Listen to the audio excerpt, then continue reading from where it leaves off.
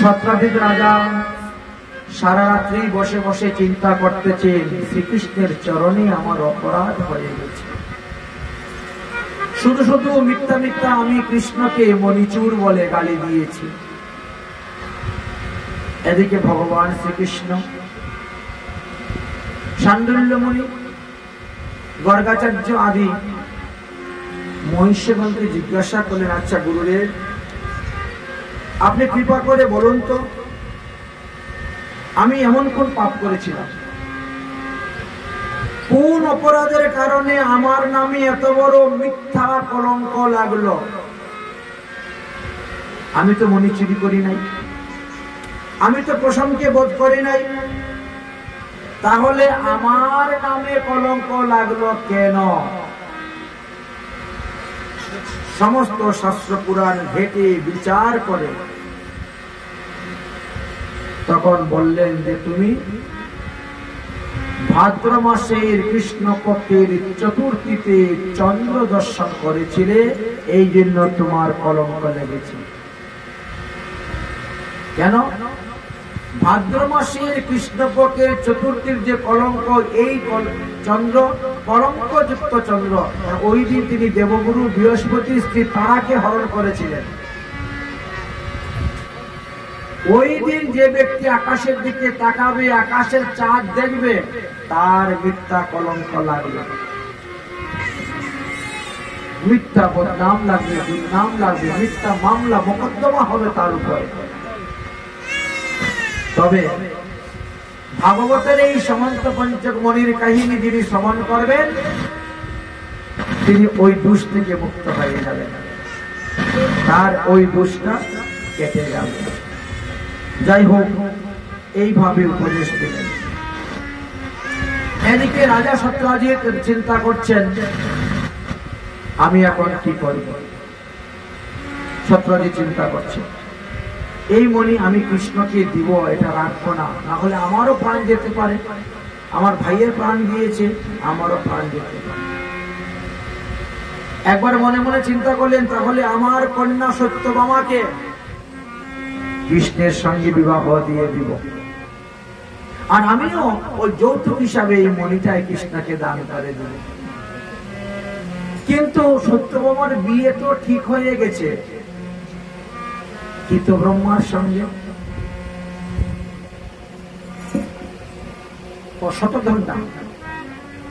শতধন্যার সঙ্গে বিয়ে ঠিক, বিয়ের মঙ্গলাচরণ হয়ে গেছে, দেখা দেখি হয়ে গেছে, আংটি পরানো হয়ে গেছে, কিন্তু বিবাহের তারিখটা কয়েক মাস পরে ছিল। এর মধ্যে তিনি সিদ্ধান্ত পাল্টিয়ে নিলেন যে না, শতধন্যার কাছে বিয়ে দিব না, বিয়ে দিব কৃষ্ণের কাছে মেয়েকে। আরে আমার মেয়ে, আমার যার কাছে খুশি তাকে বিয়ে, তার কাছে বিয়ে দিব। পরের দিন সকালবেলা সত্যভামাকে খুব সুন্দর করে সাজিয়ে গুজিয়ে নিয়ে একেবারে দ্বারকায় উপস্থিত।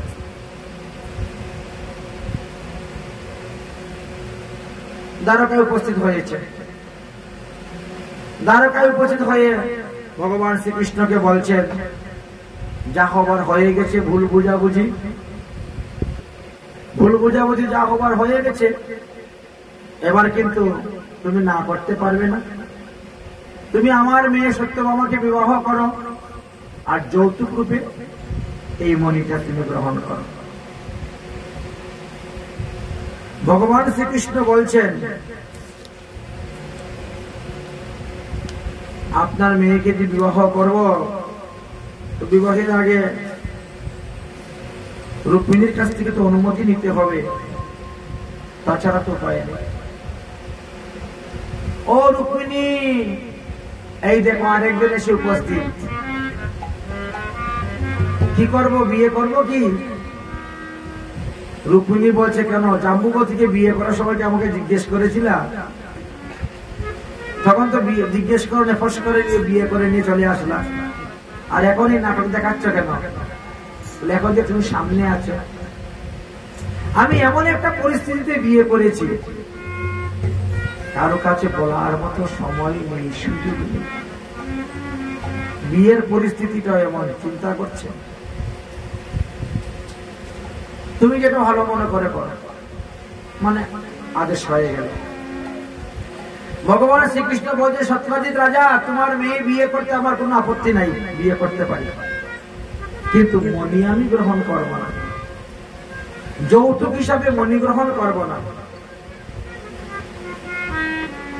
তাহলে মণিটা কি হবে? মণি আপনার কাছে থাকুক। দেখো, শাস্ত্রে একটা নিয়মের কথা বলেছেন। কি নিয়ম আছে শাস্ত্রে? নিঃসন্তান জনের যদি থাকে অর্থ ধন, সেই ধনের অধিপতি দুহিতানন্দন। বুঝতে পারলেন? যার একটা মাত্র কন্যা, পুত্র সন্তান নাই, তার সমস্ত ধনের মালিক হবে ওই মেয়ের ঘরের নাতি। এটা বিধান। তো যখন তোমার মেয়ের ঘরে নাতি নাতন হবে, নাতি মুখ দর্শন করতে আসবেন, তো ওই নাতি মুখ দর্শন করার সময় নাতিকে ওই মণি দিয়ে দিও, আমি নিব না। এটাই হলো নিয়ম। আপনি যখন আপনার মেয়ের ঘরে নাতিকে দেখতে যাবেন প্রথমবার, নাতি মুখ দেখার সঙ্গে সঙ্গে আপনি সমস্ত জীবনের পাপ থেকে মুক্ত হয়ে গেলেন। এই জন্য নাতি মুখ দেখতে গেলে মানুষ কত কিছু নিয়ে যায়, সঙ্গে করে। যাই হোক, ভগবান শ্রীকৃষ্ণের সঙ্গে বিবাহ হয়ে গেল। তাহলে ভগবান শ্রীকৃষ্ণ তিনটা বিয়ে করলেন, রুক্মিণী, জাম্বুবতী, সত্যভামা। সত্যভামার বিয়ে হওয়ার পরে হস্তিনাপুর থেকে সংবাদ এসেছে ভগবান শ্রীকৃষ্ণের কাছে, তোমার বিষাক্ত ভাই পঞ্চপাণ্ডবরা না লাক্কা গৃহে পুড়ে মারা গিয়েছে। দেবী কুন্তী খুব কান্নাকাটি করতেছেন। এই সংবাদ শুনে ভগবান শ্রীকৃষ্ণ চলে গেলেন হস্তিনাপুরে, বলরামকে সঙ্গে করেন। ভগবান শ্রীকৃষ্ণ যখন হস্তিনাপুরে চলে গেছেন পঞ্চপাণ্ডবের খুঁজে, আর এই সময়ে ওই শতধন্বা, কৃতব্রহ্মা আর অক্রূর তিনজন মিলে বসে যুক্তি করছেন। কৃতব্রহ্মা বলছে, এই শতধন্বা, দেখ, তোর কাছে সত্যভামাকে বিয়ে দেওয়ার কথা ছিল, বিয়ের কথাবার্তা পাক্কা হয়ে গেল, আর শেষে কি করলো? কৃষ্ণের কাছে বিয়ে দিয়ে দিল। সত্যজিৎ রাজা কিরকম বেঈমানি করলো তোমার সঙ্গে দেখলে। না পাইলে তুমি মণি, আর না পাইলে তুমি সত্যভামাকে। আচ্ছা, যাই হোক, সত্যভামাকে কৃষ্ণ বিয়ে করেছে ভালো, মণিটা তো এখনো আছে, তুই কম তো কম মণিটা তো দখল নে। এইভাবে যুক্তি করে তার মাথা হলো খারাপ। রাতের অন্ধকারে ঢুকে গিয়ে সত্যজিৎ রাজাকে কুপিয়ে হত্যা করে মনে নিয়ে পালিয়েছে। পরের দিন সকালবেলা সংবাদ গিয়ে পৌঁছিল সত্যভামার কাছে, তোমার বাবাকে শতধন্বা বধ করেছে আর মণি নিয়ে পালিয়ে গেছে। সত্যভামা তখন কি করলেন? ভগবান শ্রীকৃষ্ণের কাছে যাওয়ার জন্য অনুমতি চাইলেন। উগ্রসেন মহা বলিষ্ঠ সৈন্য দিলেন। সত্যভামা রথ নিয়ে রওনা হলেন হস্তিনাপুরে। ভগবান শ্রীকৃষ্ণকে বললেন যে শতধন্বা আমার বাবাকে বধ করে মণি নিয়ে গেছে, অতএব শতধন্বার কাটা মাথা আমি চাই। ভগবান শ্রীকৃষ্ণ বললেন, ঠিক আছে, তাই হবে। বলরাম দাদা, তুমি সত্যভামাকে নিয়ে যাও দ্বারকায়, আর আমি যাচ্ছি শতধন্বাকে খোঁজার জন্য। ভগবান শ্রীকৃষ্ণ শতধন্বাকে খোঁজার জন্য রওনা হলে শতধন্বা নিজের প্রাণ রক্ষা করার জন্য ওই মণিকে তিনি অক্রূরের কাছে দিয়ে তিনি পালিয়েছিলেন। ভারতবর্ষ থেকে পালিয়ে নেপালে চলে গেছিলেন আত্মগোপন করার জন্য। কিন্তু ভগবান শ্রীকৃষ্ণ সেখানেও গিয়ে উপস্থিত। শতধন্বা নিজের প্রাণ নিয়ে যখন পলাতে শুরু করলো, তখন সুদর্শন চক্র ছেড়ে দিলেন। শতধন্বার গলা কেটে গেল, শতধন্বা মারা গেল। সমস্ত বস্ত্র খুঁজলেন, কিন্তু কোথায়ও আর সমন্ত পঞ্চক মণি পেলেন না। এই মণি কোথায় আছে, কার কাছে আছে, কে লুকিয়ে রেখেছে? অক্রূর মহাশয় যখন শুনতে পারলেন যে ভগবান শ্রীকৃষ্ণ শতধন্বাকে মেরে ফেলেছেন, অপুরের তখন ভয় শুরু হয়ে গেছে। আমি যদি দ্বারকায় এই মণি নিয়ে থাকি তাহলে কৃষ্ণ এসে আমাকে মেরে ফেলবে, ওই টাকা টাকা মানবে না, ক্ষত্রিয় ধর্ম বড় মারাত্মক ধর্ম। তাই নিজের প্রাণ রক্ষার জন্য অক্ষুর মহাশয় তখন কি করলেন, তিনি তিনার মামার বাড়ি চলে গেলেন। অক্ষুরের মামার বাড়ি ছিল কাশীতে, সকলকের পুত্র অক্ষুর মামার বাড়িতে ছিলেন। তিনি চিন্তা করলেন মণিটা যখন আমার কাছে আছে, এই মণিকে আমার সদ্ব্যবহার করতে হবে। এই যে প্রতিদিন 8 ভার সুবর্ণ আমি পাচ্ছি, এই 8 ভার সুবর্ণের সদ্ব্যবহার আমাকে করতে হবে। আর এই জন্য তিনি কি করতেন, প্রতিদিন সাধু সেবা, যত সুবর্ণ বেরোতো সুবর্ণ বিক্রি করে সাধু সেবা। প্রতিদিন হোম যজ্ঞ চলছে, অকাতরে ব্রাহ্মণ বৈষ্ণবদেরকে দান করা হচ্ছে, দরিদ্র ভক্তদের সেবা করা হচ্ছে, দরিদ্র নারায়ণের সেবা করা হচ্ছে। অক্ষুর যেদিন থেকে দ্বারকা থেকে বেরিয়ে চলে গেছে, সেদিন থেকে দ্বারকার মধ্যে ঝড় বৃষ্টি তুফান ঘূর্ণিঝড় ভূমিকম্প শুরু হয়েছে। দ্বারকার বৃদ্ধ বৃদ্ধ লোক যারা ছিল তারা বলছে, দেখো অক্ষুর ছিল সফলতাকের পুত্র, তার বাবা বিরাট বড় একজন সাধু ছিল, তপস্বী ছিলেন। বাবার গুণ কিছু না কিছু ছেলের উপর বর্ধিত হয়, তাই সেই পুণ্যাত্মা অক্ষুর চলে গেছেন বলেই দ্বারকায় এরকম উৎপাত হচ্ছে। হরে কৃষ্ণ, অক্ষুরের শত অপরাধ ক্ষমা করে দিস বাবা, তা অক্ষুরকে ফিরিয়ে নিয়ে আয় দ্বারকায়, অক্ষুরকে ফিরিয়ে নিয়ে আয়। সবাই বলতে শুরু করলেন।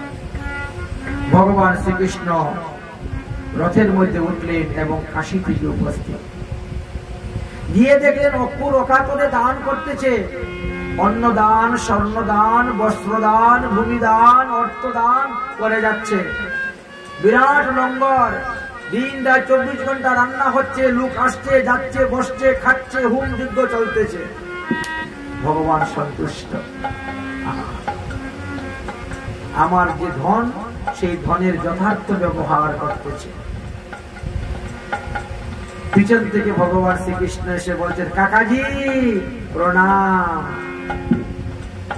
সত্যি আপনার মতন শ্রেষ্ঠ ব্যক্তির কাছে এই মণি থাকা উচিত, যে ধনের সদ্ব্যবহার করে, যে অপব্যবহার করে না, যে অসৎ পথে অন্যায় পথে পয়সা ব্যয় করে না, সৎ পথে পয়সা ব্যয় করে। অতএব কাকাজি আপনি একবার চলুন না দ্বারকায়, আপনি খালি একবার গিয়ে বলবেন যে এই দেখো মণিটা আমার কাছেই আছে, আর কারো কাছে নয়, মণিটা আমার কাছে আছে। কারণ বলরাম দাদা না মনে মনে সন্দেহ করতেছে আমাকে, হয়তো মণি আমি লুকিয়ে রেখে দিয়েছি, দ্বারকার কোষাগারে জমা দিচ্ছে। এই মণিকে নিয়ে যে কতজন কতভাবে আমাকে সন্দেহ করতেছে তা বলার মতো নয়। এই লোকের সন্দেহকে ভঞ্জন করার জন্য একবার আপনি যাবেন, দেখাবেন, আবার আপনি চলে আসেন, কাশীতে এসে আপনি দান করেন, প্রতিদিন 8 ভার সুবর্ণ পাচ্ছেন এই মণি থেকে, আর ওই মণি সুবর্ণ বিক্রি করেন আর সাধু সেবা আনেন। অতএব চল। অক্ষুর মনের প্রাণে ভয়, বলা যায় না, হয়তো মুখে এক বলতেছে, পরে কাজ আরেক করতে পারে। দ্বারকায় নেওয়ার পরে হয়তো কারাগারে যাবজ্জীবন আমাকে জেল কাটতে হয়, বন্দী করতে হয়। তাই অক্ষুর কাকা হয়ে ভগবান শ্রীকৃষ্ণের প্রশংসা করছেন। হে গোবিন্দ, হে গোপালা, হে দীন দয়াল, তুমি বিনা এই জগতে কি আছে তার দাম। হে গোবিন্দ, হে গোপালা, হে দীন দয়াল, তোমা বিনা এই জগতে কি আছে তার দাম। হে শ্রী গোবিন্দ, তোমাকে পাইলে আর সমস্ত মঞ্চ মণির দরকার হয় না। এই মণি তো আমাদেরকে লৌকিক সুখ দিবে, তার থেকে বেশি কোনো সুখ দিতে পারবে না। আর তোমাকে যে পায় সে নিত্য গোলক ধামে চলে যায়। কৃষ্ণ ধন হলো পৃথিবীর মধ্যে সবথেকে বড় ধন। তাই এই জগতের সবকিছু থেকে শ্রেষ্ঠ ধন হলো কৃষ্ণ ধন। হে গোবিন্দ হে গোপালা হে দীন দয়াল, তুমি ছাড়া এই জগতে কি আছে তার দাম। হে গোবিন্দ হে দীন দয়াল, তুমি ছাড়া এই জগতে, তুমি সৃষ্টি তুমি পালক তুমি অন্তর্যামী, তুমি সৃষ্টি তুমি পালক তুমি অন্তর্যামী, তোমার হাতে নাচাও জগৎ সবই তোমার কাম, তুমি হাতে নাচাও জগৎ সবই তোমার কাম। জন্ম কবে মৃত্যু কবে তোমার খাতায় লেখা, তুমি যেমন নাচাও নাচি সবই তোমার লেখা। এই যে মনিটা আমার কাছে এসেছে সব তোমারই লীলা। আমি তো মারতেও যাই নাই, মনি চুরি করতেও যাই নাই। শতধন্যা মানলো, মনি চুরি করলো, আর শেষে মনি আমার হাতে দিয়ে গেল। সর্বশ্রেষ্ঠ মানব জন্ম পেলাম তোমার কৃপায়, মনির আশা পূর্ণ করো মনি দিব তোমায়। হে গোবিন্দ হে গোপালা হে দীন দয়াল, তুমি ছাড়া এই জগতে কি আছে তার দাম। করছ লীলা করছ খেলা ভক্ত সঙ্গে মিলন, অন্তিম কালে পাই যেন তোমার রাঙ্গা চরণ। হে গোবিন্দ হে গোপালা হে দীন দয়াল, তুমি ছাড়া এই জগতে কি আছে আমার। দিন গেল সন্ধ্যা হলো না বুঝিলাম তোমার, দ্বারকাতে চলো এখন দেখি সত্য বামা। দিন গেল সন্ধ্যা হলো না বুঝিলাম তোমার, দ্বারকাতে চলো এখন দেখি সত্য বামা। হে গোবিন্দ হে গোপালা হে দীন দয়াল, তুমি ছাড়া এই জগতে কি আছে তার দাম, তুমি ছাড়া এই জগতে কি আছে তার দাম, তুমি ছাড়া এই জগতে কি আছে তার দাম। ভগবান শ্রীকৃষ্ণ দেখলেন অক্ষুর ভাবে গদগদ হয়ে গেছে। অক্ষুরের মনেতে মনির কোনো লোভ নেই, লালসা নেই। নিয়ে গেলেন দ্বারকায়, দ্বারকার কোষাগারে মনি রেখে দেওয়া হলো। এমন সময় হস্তিনাপুর থেকে সংবাদ এসেছে যে পঞ্চ পাণ্ডবরা বেঁচে গেছে, বেঁচে আছে, তারা মরে নাই লাক্ষাগৃহে পুরে। সংবাদ পেয়ে উগ্রসেন বলছেন কৃষ্ণকে, যাও যাও যাও, পঞ্চ পাণ্ডবরা বেঁচে গেছে, লাক্ষাগৃহে পুরে মরে নাই, অতএব তুমি যাও হস্তিনাপুরে, তাদেরকে একবার নিমন্ত্রণ করে দ্বারকায় নিয়ে আসো। তাই ভগবান শ্রীকৃষ্ণ রওনা হলেন পুনরায় আবার দ্বারকায়। দ্বারকা থেকে রওনা হলেন, হস্তিনাপুরে গিয়ে উপস্থিত হলেন। একদিন অর্জুনকে সঙ্গে করে নিয়ে বেরিয়েছেন ভ্রমণ করতে, কানন বিহার করতে। ঘুরতে ঘুরতে হঠাৎ থেকে যমুনার তীরে বসে এক অপূর্ব সুন্দরী রমণী কন্যা বসে তপস্যা করতেছে। ভগবান শ্রীকৃষ্ণ বললেন, সখা গিয়ে জিজ্ঞেস করো তো এই রমণী কার কন্যা, কি নাম তার, কিসের জন্য এই যমুনার তীরে বসে ঘুর তপস্যা করতেছে, জিজ্ঞেস করে আসো তো। অর্জুন গিয়ে উপস্থিত হলেন এবং জিজ্ঞেস করলেন। কালিন্দী তখন উত্তর দিলেন, ওই কন্যা তখন উত্তর দিলেন, আমি সূর্যদেবের কন্যা, আমার নাম কালিন্দী যমুনা। ভগবান শ্রীকৃষ্ণকে স্বামী রূপে পাওয়ার জন্য আমি তপস্যা করে যাচ্ছি। এই যমুনার জলের নিচে একখানা ঘর আছে, আমি সেইখানেই বাস করি আর তপস্যা করি। বীর অর্জুন তখন বুঝতে পারলেন তিনি এসে ভগবান শ্রীকৃষ্ণকে বললেন যে তোমার জন্যই তো তপস্যা করতেছে, তোমাকে স্বামী রূপে পাওয়ার জন্য যাও। ভগবান শ্রীকৃষ্ণ গেলেন, পরিচয় দিলেন। কালিন্দী যমুনা শ্রীকৃষ্ণের গলায় মালা দিলেন, মালা বদল হলো, বিয়ে হয়ে গেল। আচ্ছা, বিয়ে গুলা কিরকম অদ্ভুত ভাবে হচ্ছে দেখেন তো। দেখা দেখি করা, আসা যাওয়া করা, নিমন্ত্রণ করা, বরযাত্রী সাজিয়ে নিয়ে যাওয়া, সময় কোথায়? সুযোগ পাওয়া যাচ্ছে? একটা সুযোগ নেই। যাই হোক, ভগবান শ্রীকৃষ্ণ বিবাহ করলেন কালিন্দীকে। তাহলে 4 নম্বর বিবাহ হয়ে গেল কৃষ্ণের। ভগবান শ্রীকৃষ্ণ হস্তিনাপুরে অবস্থান করলেন। বিশ্বকর্মার দ্বারা একটি গৃহ নির্মাণ করলেন, আর সেই গৃহেতে কালিন্দীর সঙ্গে বিবাহ কার্য সম্পূর্ণ হলো। তারপর সেখান থেকে দ্বারকায় ফিরে আসলেন। দ্বারকায় ফিরে আসার পরে শুনলেন উজ্জয়িনীতে ওনার এক পিসির বাড়ি ছিল। ভগবান শ্রীকৃষ্ণের 5 জন ছিলেন পিসি আর 18 জন ছিলেন মা। শ্রীকৃষ্ণের মা হলেন 18 জন, মানে বসুদেব 18টা বিয়ে করেছেন, আর পিসি ছিলেন 5 জন।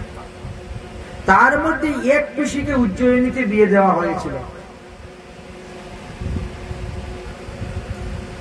উজ্জয়িনীতে বিয়ে দেওয়া হয়েছিল। তো সেই পিসাক্ত বোনের নাম ছিল মিত্রবৃন্দা। মিত্রবৃন্দার বিয়ে হবে সংবাদ এসেছে। তো ভগবান শ্রীকৃষ্ণকে পাঠাইলেন যে দ্বারকাবাসীর পক্ষ থেকে তুমি যাও বিয়েতে। তো পিসাক্ত বোনের বিয়ে বলে তিনি মনের আনন্দে গিয়েছেন। ওখানে গিয়ে বসেছেন। বিয়েটা আবার স্বয়ম্বর সভা। স্বয়ম্বর সভা। ওই মেয়েই পছন্দ করে যার গলায় মালা দিবে তার সঙ্গে বিয়ে হবে। এখন মিত্রবিদ্যার 2 ভাই ছিল, বিন্দু আর অরবিন্দু। বিন্দু আর অরবিন্দু বলল, এই দেখ দেখ, ওই যে বসে আছে ওটা কিন্তু তোর মামাতো ভাই কৃষ্ণ, মামাতো ভাই পিসাক্ত বোন, ওটা তোর মামাতো ভাই কৃষ্ণ এসেছে বিয়ে দেখার জন্য, খবরদার ওর গলায় মালা দিস না। ওর 3টা বিয়ে হয়ে গেছে, 4টা বিয়ে হয়ে গেছে। 4 নম্বর বিয়ে তার হয়েই গেছে, আর সে আসছে তোর বিয়ে দেখার জন্য। ওখানে বসে গেছে, বসে থাক, আগে পরিচয় করে দিলাম, খবরদার ওর গলায় মালা কিন্তু দিস না, ও তোর মামাতো ভাই। বাকি তুই দেখ, যাকে পছন্দ হয় তার গলায় মালা দে। আর ঘুরতে ঘুরতে আর কেউ পছন্দ হলো না, কৃষ্ণের পছন্দ হলো, কৃষ্ণের গলায় মালা দিয়ে দিয়েছে। এই হলো প্রথম মামাতো ভাই আর পিসাক্ত বোনের বিয়ে ভগবান শ্রীকৃষ্ণের সঙ্গে হয়ে গেল। এখন আর কি করা যাবে, মালা দিয়ে দিয়েছে গলায়, বিয়ে তো হয়ে গেল। স্বয়ম্বর সভা নামই তার। ভগবান শ্রীকৃষ্ণ নিয়ে চলে আসলেন। 5 নম্বর বিয়ে হয়ে গেল। তাহলে পিসাক্ত বোনকে বিয়ে করলেন 5 নম্বরে। 6 নম্বর বিবাহের সময় আবার এসে উপস্থিত হল। এইবার ভগবান শ্রীকৃষ্ণ শুনতে পেলেন নাগনাজিত নামে এক রাজা আছেন, তিনার এক কন্যা, নাম তার সত্যা, কিন্তু সবাই ডাকে নাগনাজিতি নাগনাজিতি। রাজার নাম যেত নাগনাজিত, আসল নাম কিন্তু সত্যা। আচ্ছা, তো তার একটা পণ করেছে রাজা। ওনার 7টা গরু আছে, 60 বড়বান ব্যাল। ওই 60টা গরুর সঙ্গে যুদ্ধ করে যে একটা রশির মধ্যে বেঁধে 60টা গরুকে টেনে নিয়ে রাজার কাছে আসতে পারবে গোশালা থেকে, তার কাছে নিয়ে বিয়ে দিবেন। তার কত বড় পণটা চিন্তা করেন তো। এই বিশাল বড় পণ। যতজনই যায় বিবাহ করতে, এই গরুর শিঙের গুতা খেয়ে আর লাঠি খেয়ে কারো হাত ভেঙে যায়, কারো পা ভেঙে যায়, কারো মাথা ফেটে যায়, কেউ মারাই যায়। 60টা গরুর সঙ্গে একা যুদ্ধ করা সম্ভব নাকি? আর সাধারণ গরু নয় রে বাবা, এগুলো খুব যুদ্ধ করা গরু, যুদ্ধ করতে যায় মানুষের সঙ্গে। ভগবান শ্রীকৃষ্ণ সেখানে গেলেন, ও যুদ্ধ করলেন। ওই গরুগুলাকে একটা রশির মধ্যে বেঁধে টেনে টেনে নিয়ে আসলেন আর ওই নাজি থেকে বিবাহ করেন। 6 নম্বর বিয়ে হয়ে গেল। এইবার শুনলেন ভগবান শ্রীকৃষ্ণের আরেকজন পিশাচ্য বোন ছিল, তার নাম ছিল ভদ্রা। এই ভদ্রার কথা শুনতে পেলেন। এটা মগধ দেশে বিবাহ দেওয়া হয়েছিল। মগধ দেশে মানে বিহার, বিহারে। তো ভগবান শ্রীকৃষ্ণ সেখানেও গিয়েছেন পিশাচ্য বোনের বিয়ে দেখতে। পিশাচ্য বোন তিনার গলায় মালা দিয়ে দিয়েছে। কি করা যায়? 7 নম্বর বিয়ে হয়ে গেল। 8 নম্বর বিবাহ এবার হলো লক্ষণার সহিত। তো লক্ষণার বাবা একটা পণ করেছিলেন, আকাশের দিকে তাকাইলে একটা মাছ দেখা যাবে না, এই উপরে একটা মাছ রেখেছেন আর ওখান থেকে এমন ভাবে একটা কাপড় দিয়ে সৃষ্টি করে আবার নিচে রেখেছেন। জলের দিকে তাকাইলে মাছটাকে দেখা যায়, উপর দিকে তাকাইলে মাছ দেখা যায় না। ওখানে জলের মধ্যে প্রতিবিম্ব আয় না, প্রতিবিম্ব করে। ওই মৎস্যকে যিনি ভেদ করতে পারবে সে তার মেয়ে বিয়ে করবে। অর্জুন পর্যন্ত পারে নাই, কর্ণ পর্যন্ত পারে নাই, এরাও গিয়েছিল। পরে ভগবান শ্রীকৃষ্ণ গেলেন আর এইভাবে তিনি সেই লক্ষ্য কাজ করতে পারলেন, বিবাহ করলেন। ভগবান শ্রীকৃষ্ণের এই হলো 8 জন মহাপাটরানী। ঠিক ভস্মী, জাম্বুবতী, সত্যভামা, ভদ্রা, লক্ষণা চ লক্ষণা, নাগনাদিতি, কালিন্দী, মিত্রবিন্দা চ 8 মহাপাটরানী। এই 8 জন মহাপাটরানী। ভগবান শ্রীকৃষ্ণ 8টা বিবাহ করার পর একদিন স্বর্গ থেকে দেবরাজ ইন্দ্র এসে উপস্থিত ভগবান শ্রীকৃষ্ণের কাছে। প্রভু, আপনার ছেলে নরকাসুর একসঙ্গে 21,000 কন্যা বিবাহ করবে, আর এই সংকল্প নিয়ে যেখানে যেখানে যত সুন্দরী রমণী পায় সব ধরে ধরে নিয়ে এসে ঘরের মধ্যে বন্দী করে রাখতেছে। স্কুল থেকে, কলেজ থেকে, হাট থেকে, ঘাট থেকে, মাঠের থেকে, বিবাহের কুঞ্জ থেকে পর্যন্ত নিয়ে আসে। সে তো গেল 1 নম্বর কথা। 2 নম্বর কথা, সে আমার নন্দন কানন দখল করে নিয়েছে। আমরা দেবতারা নন্দন কাননে গিয়ে কোনো উৎসব অনুষ্ঠান করতে পারি না। 3য় কথা, সে বরুণ দেবের ছত্রকে চুরি করে নিয়ে চলে আসছে।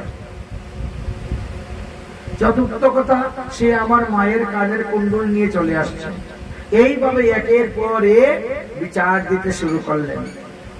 আর এই নরকাসুর তো আপনারই পুত্র।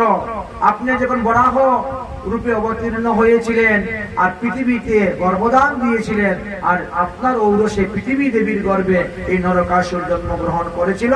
অতএব আপনার পুত্রকে আপনি সামলান।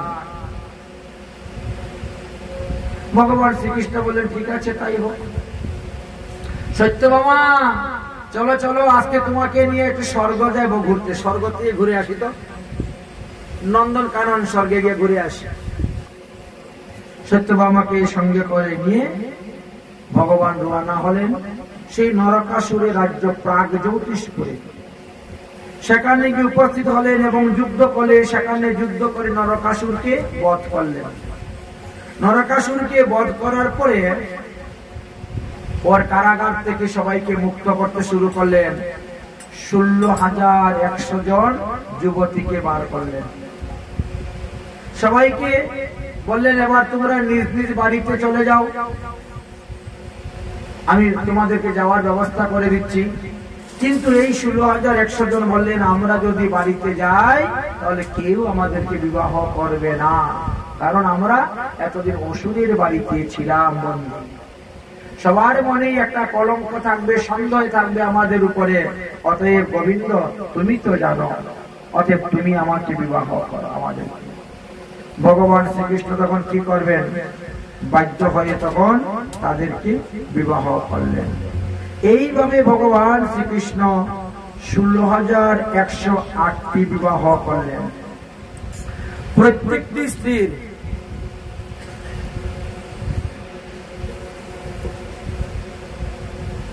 প্রত্যেকটি স্ত্রীর গর্ভে 10টি করে পুত্র সন্তান, 1টি করে কন্যা সন্তান জন্ম দিলেন।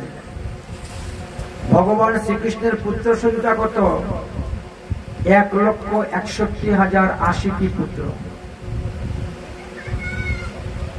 আর 16,108টি কন্যা। এতগুলো সন্তান ছিল। দেবর্ষি নারদ মনে মনে চিন্তা করলেন, বড় আশ্চর্য, এই পৃথিবীতে মানুষের একটার জায়গায় 2টা বউ হলে কি ঝগড়াঝাটি অশান্তি। আচ্ছা, ভগবান শ্রীকৃষ্ণ 16,108টা বিয়ে করেছেন, 1,61,080টা পুত্র, 16,108টা কন্যা, এতগুলাকে নিয়ে সংসার থাকেন কেমন করে? ঝগড়াঝাটি কোনো কিছু হয় না। দেখে আসি তো ভগবানের একটু বৈভব। তাই ভগবানের বৈভব দেখার জন্য দেবর্ষি নারদ দ্বারকায় রওনা হয়েছে। এখন কথা হলো, ভগবানের কাছে যেতে গেলে না খালি হাতে যেতে নাই, গুরুদেবের কাছে যেতে গেলে খালি হাতে যেতে নেই, বন্ধুর বাড়ি যেতে গেলে খালি হাতে যেতে নেই, আত্মীয় স্বজন ইষ্ট কুটুম্বের বাড়ি গেলে খালি হাতে যেতে নেই, মঠ মন্দিরে। তাই চিন্তা করলেন আমি কি নিয়ে যাব। তো আস্তে আস্তে হঠাৎ দেখেন স্বর্গেতে পারিজাত পুষ্প ফুটেছে, একেবারে গাছ ভর্তি ফুল। ওখান থেকে একটা ফুল পেরে নিয়ে নিলেন ভগবানের জন্য। একটা ফুল পেরে ভগবানের জন্য নিয়ে তিনি রওনা হলেন। দ্বারকায় এসে উপস্থিত হয়েছে, বিনা বাজন করতে করতে, গুণগান করতে করতে এসেছেন।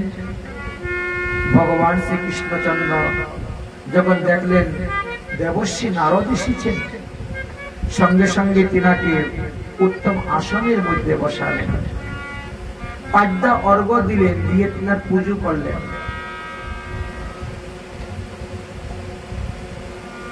দেবর্ষি নারদ বলছে, একই করছেন প্রভু, একই করছেন, এটা তো আমার অপরাধ হবে, নরকে আমার স্থান হবে না। আপনি ভগবান হয়ে আমার পা ধোয়াচ্ছেন, আমাকে পুজো করছেন, আমাকে আরতি করছেন। ভগবান বলছে, চুপচাপ বসে থাকো, আমি যা করতেছি জীবের মঙ্গলের জন্য, জীবের কল্যাণের জন্য। আমি যদি সাধুগুরু বৈষ্ণবের চরণ ধৌত না করাই, সাধুগুরু বৈষ্ণবের পূজা না করি, পৃথিবীর লোক করবে না। তাই আপনি আচরি ধর্ম জীবনে শিখায়, আমি নিজে আচরণ করে শিখিয়ে যাচ্ছি যে ভক্তগণ, তোমাদের বাড়িতে যদি সাধুগুরু বৈষ্ণব আসেন, তাহলে তোমরা তাদেরকে চরণ ধৌত করাইও, তাদেরকে ভগবত প্রসাদী দ্রব্য দিয়ে পূজা করিও। এই দিন দেবর্ষি নারদ তখন ওই ঝুলার থেকে বের করে ওই স্বর্গের পারিজাত বৃক্ষের একটা ফুল দিলেন। এই নেন ফুলটা নিয়ে ভগবান খুব সন্তুষ্ট করে প্রসন্ন, কারণ পৃথিবীতে তখন পারিজাত পুষ্প ছিল না, কোন বৃক্ষ নেই পারিজাত। ফুলটা পেয়ে ভগবান ধ্যান নিচ্ছেন, বারবার মস্তকে লাগাচ্ছেন, কপালে লাগাচ্ছেন, ধ্যান নিচ্ছেন। আহ, প্রসন্ন। কিছুক্ষণ পরে সেটা রুক্মিণীকে দিয়ে দিয়েছেন। না, রুক্মিণীও সেটা ঘ্রাণ নিচ্ছেন, আর তারপরে চুলের কুপার মধ্যে রেখে দিয়েছেন। এই ফুলের যে কি মহিমা, এটা রুক্মিণীও জানে না।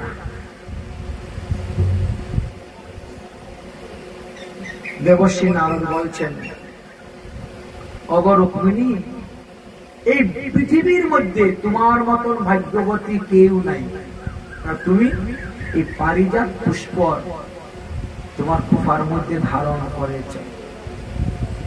বলে তাহলে এই পুষ্পের মহিমাটা কি? বলে শোনো তাহলে। আরে পুষ্পের মহিমা কহি শোনো সাবধানে, পুষ্পের মহিমা কহি শোনো সাবধানে, মলিন না হয় জ্যোতি পারে দিনে দিনে,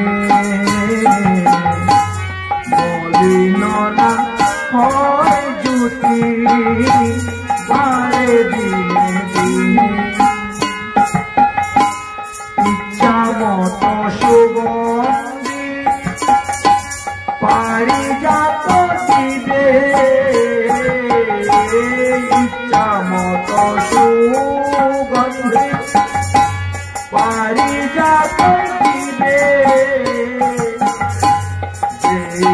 ফুলের ঘ্রাণ নিতে তব সাদ হবে, এই ফুলের ঘ্রাণ নিতে তব সাদ হবে। নানা আবরণ পাবে এই পুষ্প হইতে, নানা আবরণ পাবে এই পুষ্প হইতে, নানা জাতি বস্ত্র পাবে কহিনু তোমাতে, নানা জাতি বস্ত্র পাবে কহিনু তোমাতে। ধর্মপথে মতি হবে পুষ্পের ধারণে, ধর্মপথে মতি হবে পুষ্পের ধারণে, পাবনাই থাকে দেহে পুষ্পের মহাগুণে, পাবনাই থাকে দেহে পুষ্পের মহাগুণে। যেই রূপ ধরতে ইচ্ছা করিবে রুক্মিণী, সেই রূপ ধরতে ইচ্ছা করিবে রুক্মিণী, কৃষ্ণ বধূর শ্বেত পীত নীল কাদম্বিনী, শ্বেত পীত নীল কালা নীল কাদম্বিনী, কখন হইবে খর্ব দীর্ঘ কালে ভোর, কখন হইবে দীর্ঘ কালে ভোর, এই পুষ্প আলো করে অন্ধকার ঘর, এই পুষ্প আলো করে অন্ধকার ঘর, এই পুষ্প পরশে থাকবে নবীন যৌবন, এই পুষ্প পরশে থাকবে নবীন যৌবন। রূপ শুভ ব্যাধি তোমার না হইবে কখন, রূপ শুভ ব্যাধি তোমার না হইবে এক বৎসরের অধিক না থাকে অবনীতে, এক বৎসরের অধিক না থাকবে অবনীতে, পুনরপি যাবে স্বর্গে কনক বৃক্ষে, পুনরপি যাবে কনক বৃক্ষে, পুষ্পের মহিমা যেত আমি নাহি জানি, পুষ্পের মহিমা যেত আমি নাহি জানি, পারিজাত পুষ্প ব্রহ্মা বিধিলায়া করি, পারিজাত পুষ্প ব্রহ্মা বিধিলায়া করি।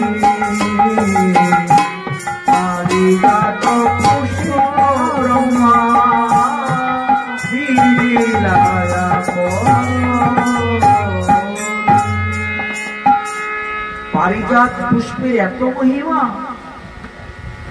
এই পুষ্প তো আর কোনদিনও দেখিনি, পৃথিবী থেকে নাই, দেখবা কোথা থেকে। তাই এমন সৌভাগ্যবতী হয়ে গেলেন আজ রুক্মিণীর কাছে যখন এই পারিজাত পুষ্পের মহিমার কথা বর্ণন করছেন, আর সেই সময়ে তিনার নিকটে ছিল সত্যভামার 2 জন দাসী। এই সত্যভামার দাসীরা যখন শুনল এই ফুলের এত মহিমা, আর তারা তখন গিয়ে সত্যভামাকে বলে দিয়েছে, ওগো সত্যভামা, কৃষ্ণ শুধু মুখে মুখেই বলে যে তোমাকে সে সবথেকে বেশি ভালোবাসে, কিন্তু আজকে আমরা হাতে নাতে ধরে ফেলেছি কৃষ্ণ বাস্তবে তোমারে ভালোবাসে না, তোমার থেকে বেশি ভালোবাসে রুক্মিণীকে। সত্যভামা বলল, তোরা আমার দাসী হয়ে বুঝলে কেমন করে? আমি কিনার পাটরানি হয়ে বুঝলাম না?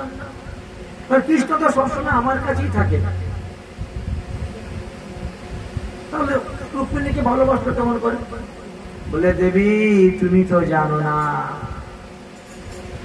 দেবশ্রী নারদের দেওয়া এক পারিজাত পুষ্প তিনি কৃষ্ণকে দান করেছিলেন, আর কৃষ্ণ ওটা সত্যভামাকে দান, এই রুক্মিণীকে দান করে দিয়েছেন। জানো এই ফুলের কি মহিমা?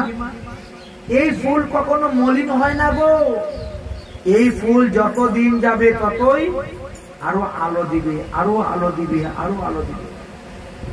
1 বৎসর পর্যন্ত পৃথিবীতে থাকবে এই ফুল, কিন্তু সে মলিন হবে না, ফুটা হবে না, বাসি হবে না। এই একটা ফুল থেকে তোমার যেরকম ফুলের ঘ্রাণ নেওয়ার ইচ্ছা সেই রকম তুমি ঘ্রাণ নিতে পারবে। পৃথিবীতে যত রকম ফুল আছে, যেই ফুলের নাম বলবে ওই ফুলের ঘ্রাণ সেখান থেকে পাবে। এইরকম ফুলের মহিমা। এই ফুল পরিধানের করার পরে যদি বলো আমার এই কাপড়টা লাল হয়ে যা, লাল হয়ে যাবে, নীল হয়ে যাবে, কাপড় কিন্তু একটাই। ওই ফুলের এতটা ক্ষমতা,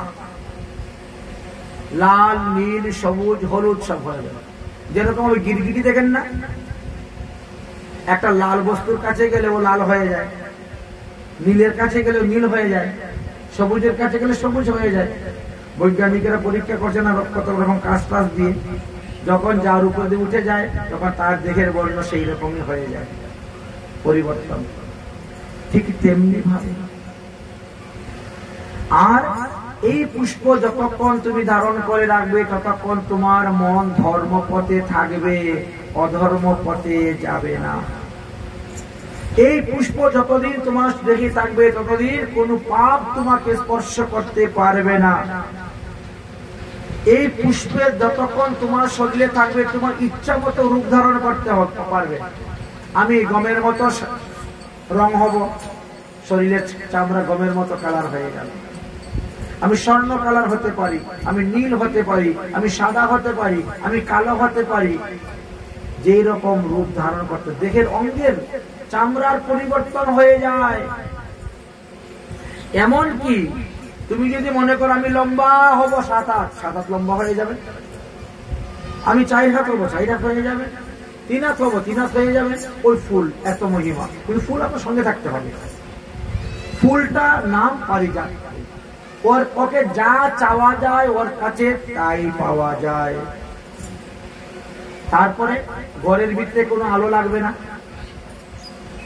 ওই ফুল ওই সমস্ত ঘর একবারে সূর্যের মতো আলোকিত করে রেখে দিবে। আর এই ফুল যতক্ষণ তোমার দেহে থাকবে ততক্ষণ তোমার যৌবন অটল অটুট থাকবে। ফুলের এমনই মহিমা, সম্পূর্ণভাবে যৌবন অবস্থা লাভ করতে পারে এবং তোমার রোগ সুখ ব্যাধি আদি কিচ্ছু হইবে না।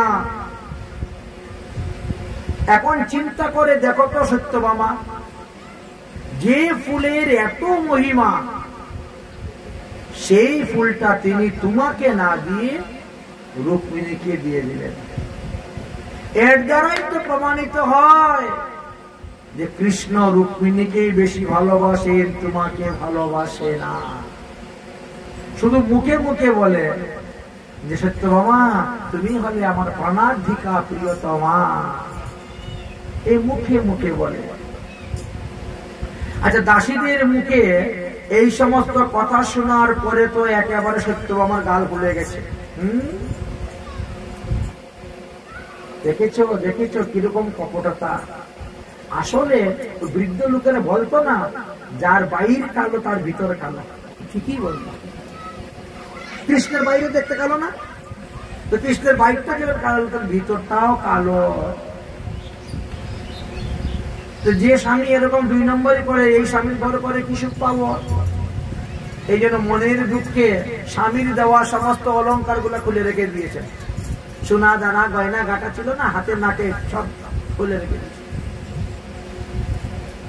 ভালো ভালো কাপড় ফেলে রেখে দিয়ে কালো একটা কাপড় পরে মাটির মধ্যে পরে গোড়াগড়ি করে কান্না শুরু করে দিয়েছে।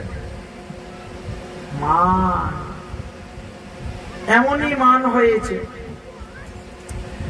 এবার এক দাসী গিয়ে একবারে রাজ দরবারে উপস্থিত, মহারাজ কি জয় হোক। কি ব্যাপার দাসী তুমি এখানে? সত্যভামা খুব ভবনে গিয়ে কান্নাকাটি করতেছেন। উগ্রসেন বলে কি ব্যাপার, সংসারে আমার কি অশান্তি শুরু হলো? যাও যাও কৃষ্ণ গিয়ে দেখো কি হলো, সত্যভামার জন্য কান্নাকাটি করতেছে। যাও তো গিয়ে দেখো। কৃষ্ণ এমনি রওনা হলেন কুম্ভবনে। কুম্ভবনে গিয়ে এখন ডাকতেছেন, সত্যভামা ও সত্যভামা। একটা কথাও বলছে না, হ্যাঁ হুঁও বলে না, জবাবও দেয় না। কৃষ্ণ ডেকে ডেকে গলা শুকিয়ে যাচ্ছে, কিন্তু সত্যভামা জবাব দেয় না। ভগবান শ্রীকৃষ্ণ বুঝতে পারলেন যে সত্যভামা বড় মানিনী হয়েছে, কিন্তু কিসের জন্য মান? এখন যদি কেউ মান করে তাহলে তাকে কাছে গিয়ে তাকে কুলে নিয়ে মান ভাঙাতে হয়, মান করলে। আর যদি কেউ অভিমান করে তার থেকে দূরে চলে যাও, এমনি মান ভেঙে যাবে, তাই না? এখন মান করেছে সত্যভামা, মান ভাঙ্গার জন্য ভগবান শ্রীকৃষ্ণ গিয়েছেন। এখন সত্যভামার মান ভাঙ্গাবেন। সত্যভামা কৃষ্ণের মুখের দিকে তাকাচ্ছেই না, মাটির দিকে মাথা নত করে দিয়ে আর কান্না করে। একেবারে চোখের জল নাকের জল সব একেবারে লেটেপেটো হয়ে যাচ্ছে। ভগবান শ্রীকৃষ্ণ ধীরে ধীরে গিয়ে সত্যভামার পিঠের মধ্যে হাত বোলাচ্ছেন। অগো প্রিয়তমা, তোমার কি হয়েছে? তুমি কেন কান্না করছো? আমার পিঠে হাত দিও না, কপট কোথাকার। আমি কি তোমার প্রিয়তমা নাকি? তোমার প্রিয়তমা তো রুক্মিণী। যাও তার কাছে যাও, আমার কাছে কেন এসেছো? ভগবান শ্রীকৃষ্ণ বলছে, আরে তোমাকে তো আমি প্রাণের থেকে অধিক ভালোবাসি, আর তুমি আমাকে কপট বলে গালি দিচ্ছ কেন? বলবো না? তুমি খালি মুখে মুখে বলো আমাকে সব থেকে বেশি ভালোবাসো, সব থেকে বেশি ভালোবাসো। হ্যাঁ, আর যদি আমাকে সব থেকে বেশি ভালোবাসতে তাহলে নারদের দেওয়া ওই পারিজাত ফুল তো আমাকেই দিতে, ওটা রুক্মিণীকে দিতে না। ভগবান তো এখন সর্বনাশ হয়েছে।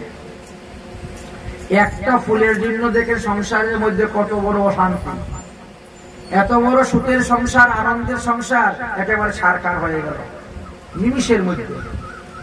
ভগবান শ্রীকৃষ্ণ দেবশ্রী নারদকে ডাকলেন, নারদ মুনি, তুমি একটা ফুল এনে আমার সংসারে কি অশান্তি সৃষ্টি করেছো বলো তো?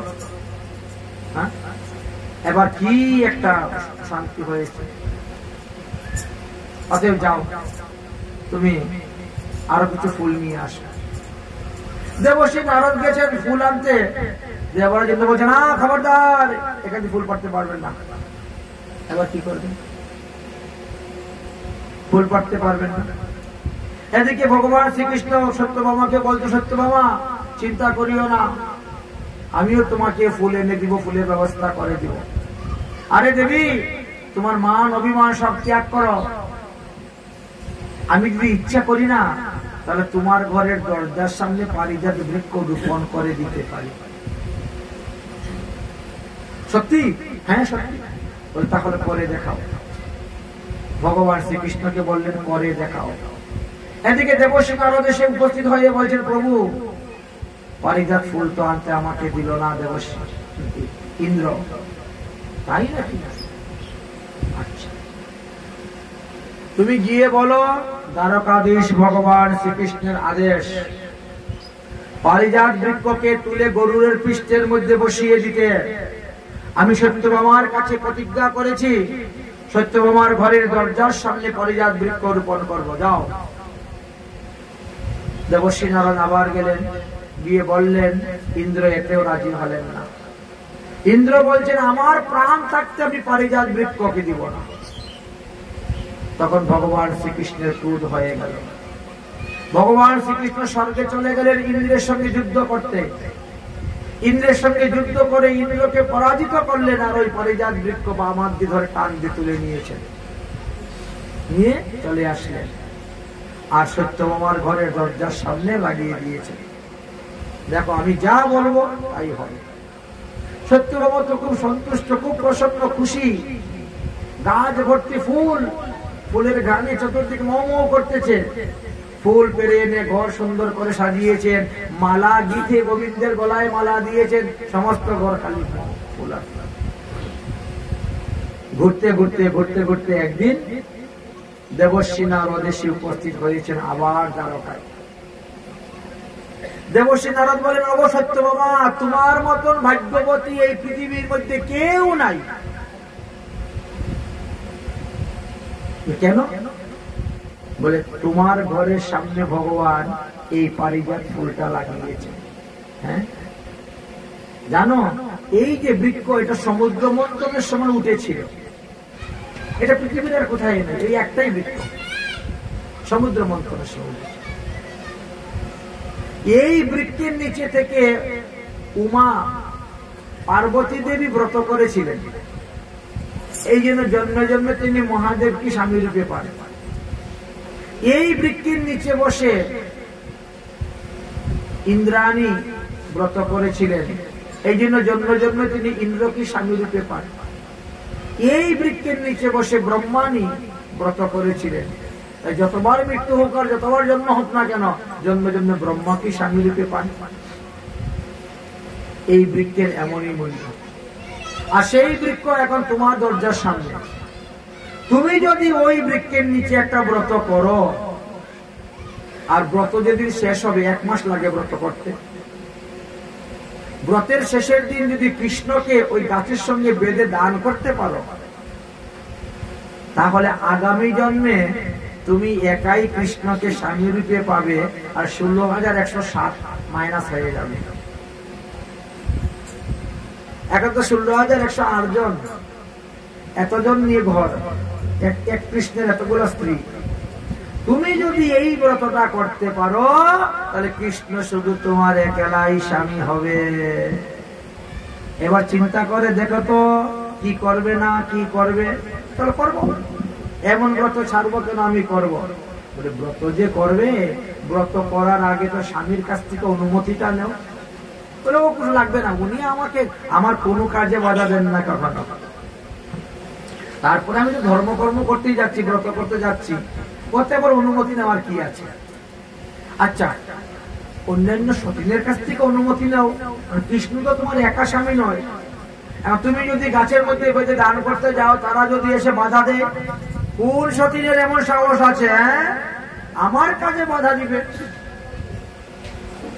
ইচ্ছে করতে হবে না। নারদ মুনি সংকল্প মন্ত্র পাঠ করেন, আজকে অধিবাস, কালকে থেকে ব্রত শুরু। এমন মহিমা হয়েছিল। মহাজনগণ বলছেন, শোনো সত্রাজিত কন্যা, তুমি ভাগ্যবতী। শোনো সত্রাজিত কন্যা, তুমি ভাগ্যবতী। তোমার সমান কেহ নাহি দেখিছি, তোমার সমান কেহ নাহি দেখিছি। দেবের দুর্লভ পারি জাত পুষ্প,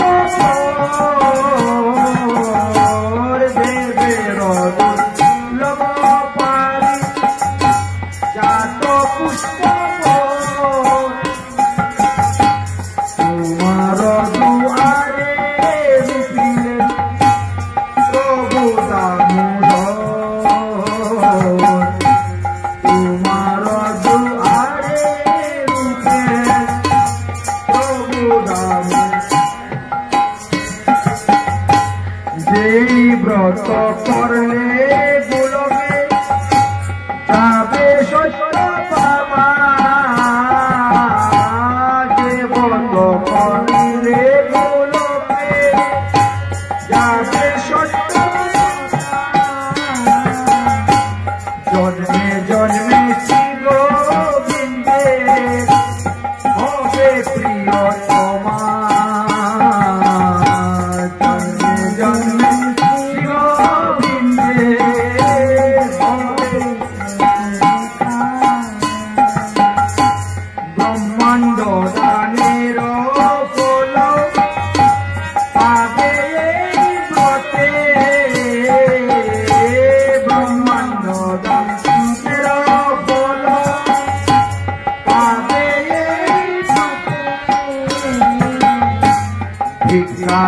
তোমার যশ ভূষিবে জগতে, বিখ্যাত তোমার যশ ভূষিবে জগতে, সেই ব্রত করেছিল তুলমানন্দিনী, সেই ব্রত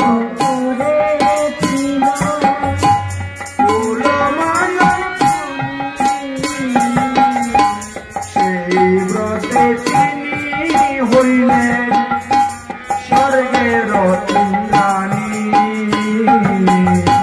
সেই ব্রতে তিনি হইলেন স্বর্গের ইন্দ্রাণী,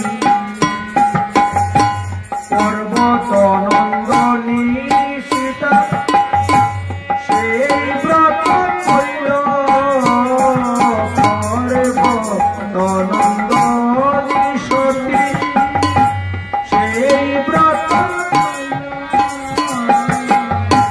সেই ফলে মহাদেবে অর্ধাঙ্গিনী হইল, সেই মহাদেবে অর্ধাঙ্গিনী আরো ব্রত করেছিল অগ্নির বরণী, আরো ব্রত করেছিল অগ্নির বরণী, সেই ব্রত ফলে হইল স্বামী সুহাগিনী, সেই ব্রত ফলে হইল স্বামী সুহাগিনী, অতএব কৃষ্ণের কাছে লহ অনুমতি,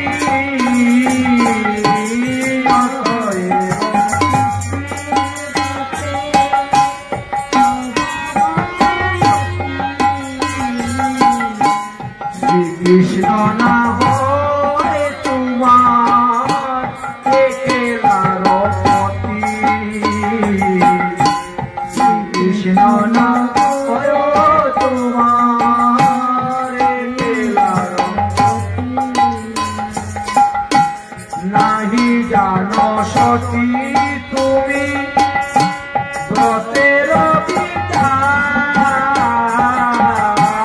নাহি জানো সতী তুমি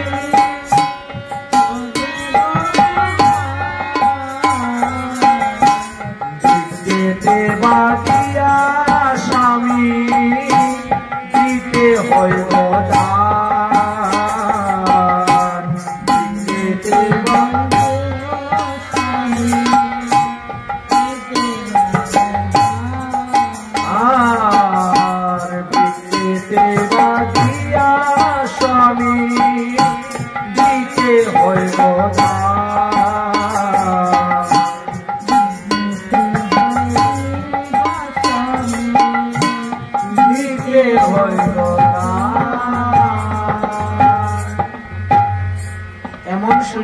হাতছাড়া করে, তাই ব্রত আরম্ভ করে দিলেন। ব্রত করতে করতে 1 মাস গত হয়ে গেল।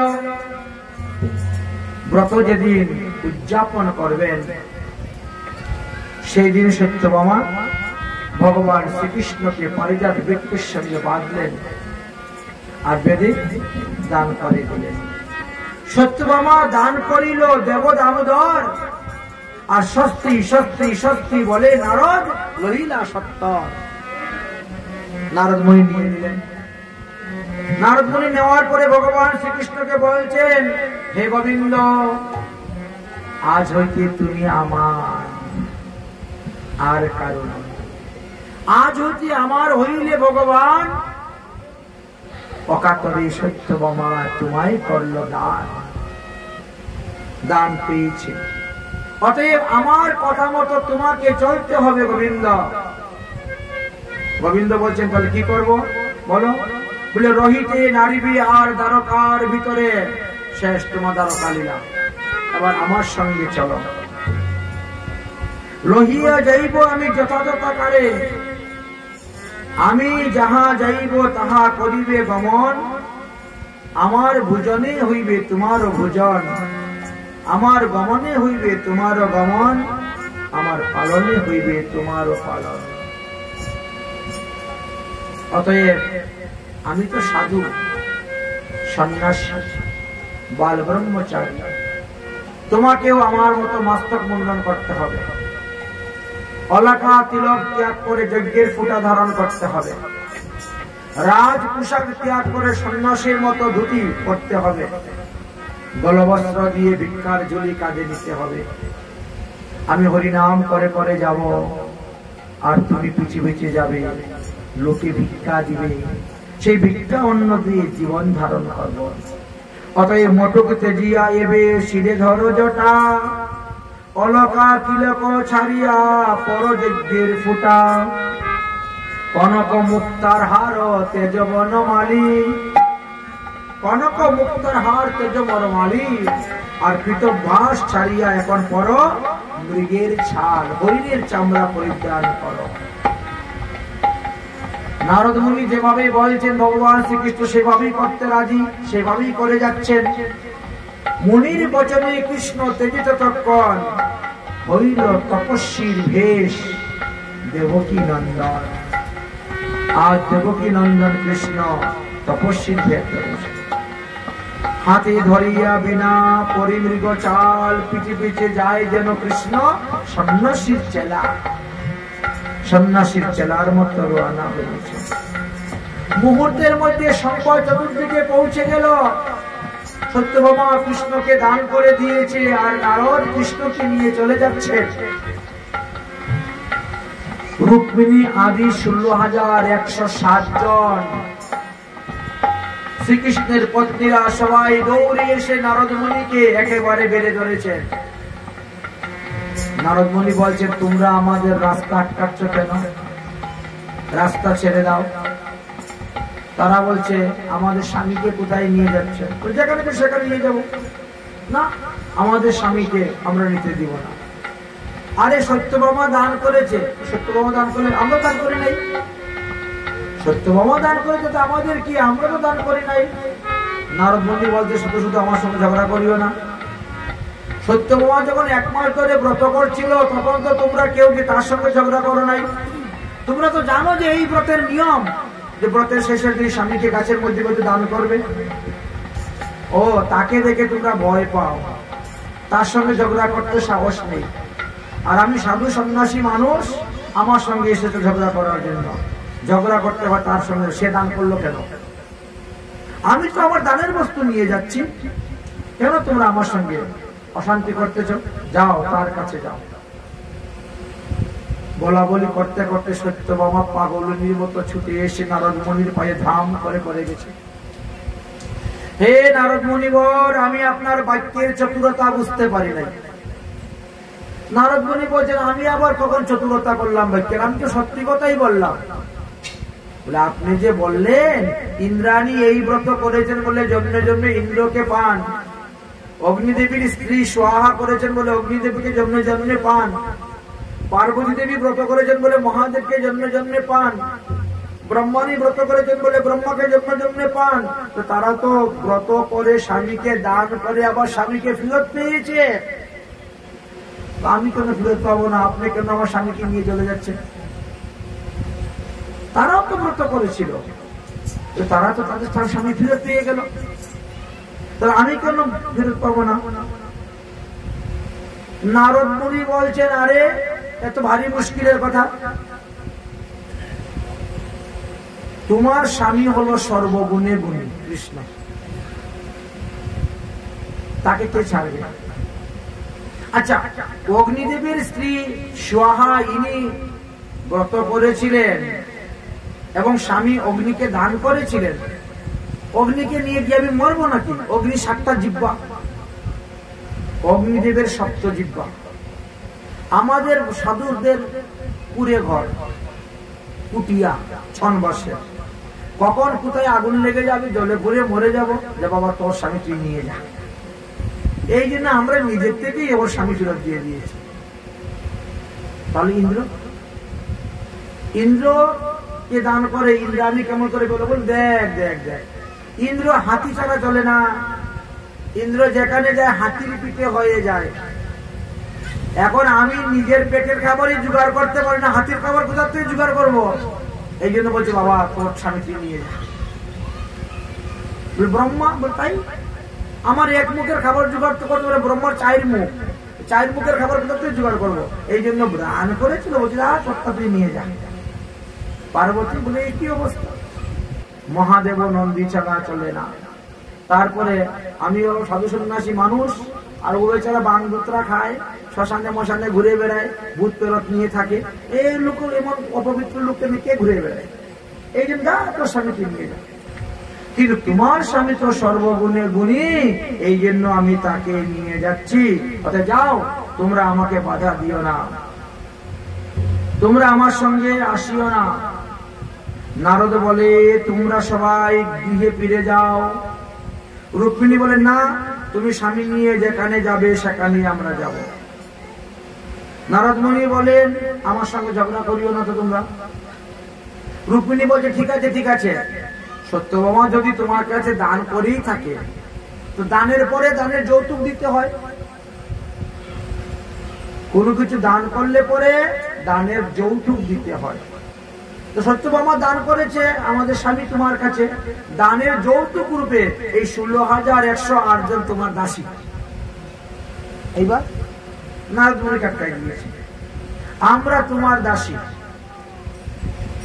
যৌতুক আগেরকার দিনে রাজারা মেয়ে বিয়ে দিলে না অনেক অনেক দাসী যৌতুক রূপে দিত, তাই না? এই দুর্যোধনই যখন তার মেয়ে বিয়ে দিয়েছিল 1000 দাসী দান করেছিল। আমার মেয়ে কোনো কাজ করবে না, ওই দাসী পাঠিয়ে দিলাম 1000, যা কিছু তোমার বাড়ির কাজ সব দাসী করবে। এই জন্য 1000 দাসী যৌতুক রূপে দান করেছিল। ঠিক তেমনি ভাবে এটা 16,108 জন সবাই বলছে তাহলে যৌতুকের দাসী হয়ে গেলাম আমরা। আমরা আপনার কাপড় চোপড় ধুয়ে দিব, ঘর দরজা ঝাড়ু পোছা লাগাবো, রান্না বান্না করে খাওয়াবো, হাত পা টিপে দিব, সব কিছু সবাই। তিনি বলছেন আমি সাধু মানুষ, আমি তো মহিলাদেরকে স্পর্শই করি না, তো তোমাদেরকে নিয়ে আমি কি করবো, আমার কোনো দরকার নেই। এইভাবে চলেছে। সত্যভামা কি বলছেন তখন? নাহি চাহি এই ব্রত, নাহি চাহি ফল, নাহি চাহি এই ব্রত, নাহি চাহি প্রাণনাথ শ্রী গোবিন্দ দেহ এসব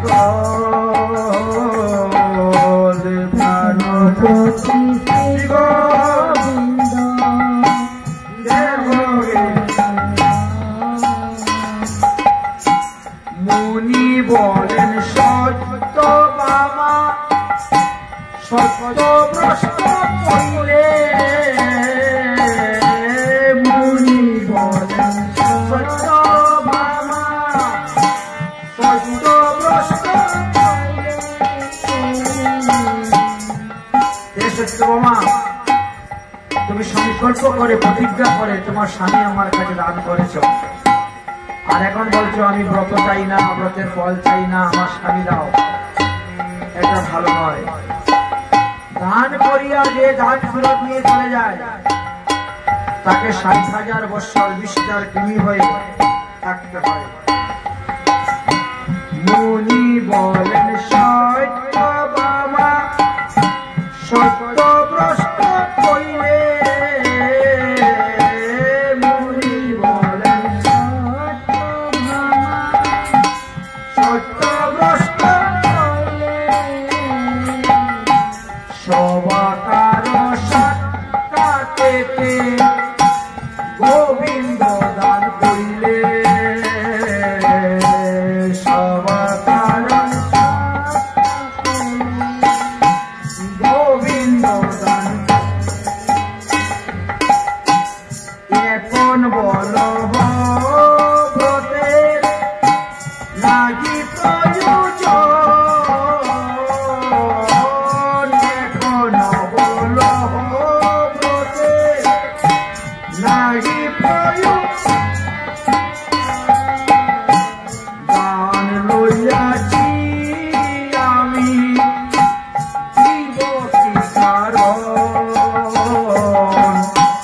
দান লইয়াছি আমি জীব কি কারণ, দান লইয়াছি আমি জীব কি কারণ। আমি দান নিয়েছি, আমি কেন দেব? সত্যভামা বললেন কোন উপায় থাকলে বলে। ভগবান শ্রীকৃষ্ণচন্দ্র বলছেন নারদ, এবার চক্রবর্তী ছেড়ে দাও, দেখো এরা কান্না করতে করতে একেবারে লুটে ফুটে যাচ্ছে। শ্রী গোবিন্দ বলছেন দাঁড়াও, শোনো সত্যভামা, তুমি যদি গোবিন্দকে চাও তাহলে গোবিন্দের ওজন করে ততটা স্বর্ণ মুদ্রা আমাকে দিয়ে দাও, তাহলে তুমি গোবিন্দকে নিতে পারবে। এটাই শাস্ত্রের বিধান আছে। গোবিন্দ প্রমাণ মোহর দেহ রত্নদান, গোবিন্দ প্রমাণ মোহর দেহ রত্নদান, পাইবে ব্রতের ফল কহিল বিধান, পাইবে ব্রতের ফল কহিল বিধান। তখন সবাই মিলে দিতে শুরু করলেন, যে যা পারলেন, কিন্তু গোবিন্দের সমান হলো না। কারণ শ্রী গোবিন্দ তখন বিশ্বম্বর মূর্তি ধারণ করেছেন। সারা বিশ্বের সমস্ত সম্পদ যদি কেউ দেয় তাও গোবিন্দের সমান হবে না। দেবশ্রী নারদ বললেন, দ্বারকার সমস্ত ধন সম্পদ দিয়ে দাড়ি পাল্লা তুলাদণ্ডে পূজন করা হলো, গোবিন্দের সমান ধন দিতে পারলে না, তাই আমি গোবিন্দকে নিয়ে চলে যাচ্ছি। 16,108 রমণীগণ দ্বারকাবাসীগণ কান্না করতে শুরু করেছে। কোনো উপায় নেই, নারদের কাছ থেকে কৃষ্ণকে আনলেন।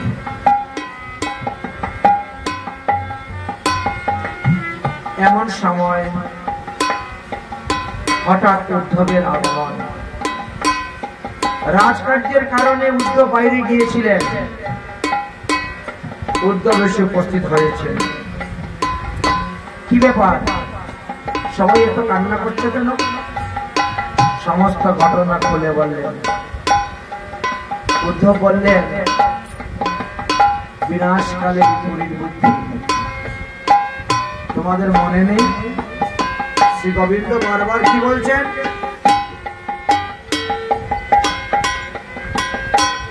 আপনার মুখে হরি বলেন বারে বার, আপনার মুখে হরি বলেন আমা হইতে আমার নামে বেশি বড় আমা হইতে আমার নামে বড় বেশি কৃষ্ণ হইতে কৃষ্ণ নাম বড় মহাজন, কৃষ্ণ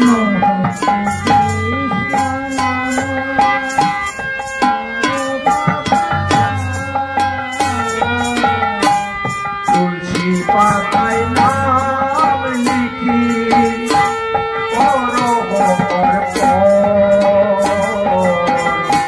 তুলসী পাতায় নাম লিখি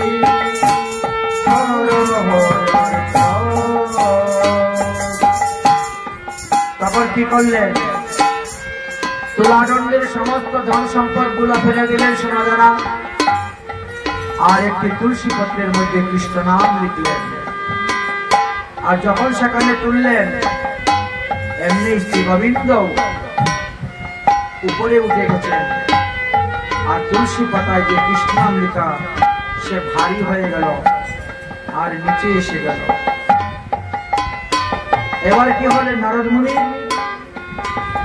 মুনি তখন সেই তুলসী পাতা নিয়ে রওনা হয়ে গেলেন, সেই কৃষ্ণ নাম নিয়ে তিনি চলে গেলেন।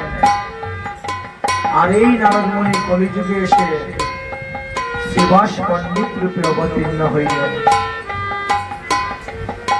নবদ্বীপে আসলেন মহাপ্রভু নিত্যানন্দ প্রভু, অদ্বৈত প্রভু, গদাধর পণ্ডিত সবাই মিলে ওই শ্রীবাস পণ্ডিতের ঘর থেকে সেই হরিনাম নিয়ে সমস্ত বিশ্ব ব্রহ্মাণ্ডে দান করলেন। তাই তো বলেন, নবদ্বীপ হেমন গ্রাম ত্রিভুবনে নাই, যাহার অবতীর্ণ হইলা চৈতন্য গোসাই। তাই নাম বিগ্রহ স্বরূপ তিনে ভেদ নাই, তিন চিতানন্দ স্বরূপ। ভগবানের নাম, ভগবানের বিগ্রহ, ভগবানের রূপ স্বয়ং বিগ্রহ, তিনের শক্তি সমান। এই স্থানে পারিজাত বৃক্ষের মহিমার কথা প্রচার করে আমাদেরকে দেখিয়ে দিলেন যে ভগবান হইতে ভগবানের নাম বড়। বল ভুবন মঙ্গল হরি নাম সংকীর্তন কি।